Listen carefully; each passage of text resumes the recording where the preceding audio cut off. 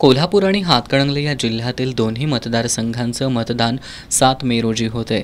या दोन्ही मतदारसंघांमध्ये 15पेक्षा जास्त उमेदवार आहेत।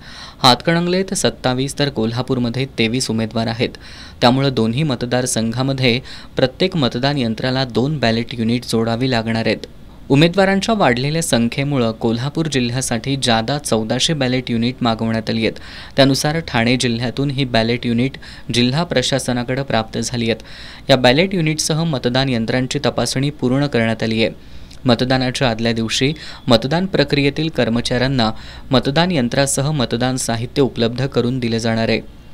दोन्ही मतदारसंघामध्ये आपल्याला प्रत्येक मतदान केंद्रावर 2 BU लागणार आहेत। तर यासाठी ज्या अतिरिक्त बॅलेट युनिट लागणार होत्या त्या आपल्याला CO ऑफिसमार्फत ठाणे जिल्ह्यातून प्राप्त झाल्या। त्या प्राप्त झाल्यानंतर आपण त्याची प्रथमस्तरीय तपासणी पूर्ण करून त्या सर्व विधानसभा मतदारसंघांना वाटप केल्या। त्यानंतर सर्व बॅलेट युनिट आणि कंट्रोल युनिट व VVPAT या तिन्हीची मतदारसंघनिहाय कमिशनिंगची प्रोसेस पूर्ण होऊन आता मतदान यंत्रे मतदानासाठी तयार करण्यात आलेली आहेत आणि 6 तारखेला ज्या पोलिंग पार्टीज आहेत त्यांच्यासोबत सदर मतदान घेण्यासाठी ती यंत्रे त्यांच्यासोबत डिस्पॅच केली जातील।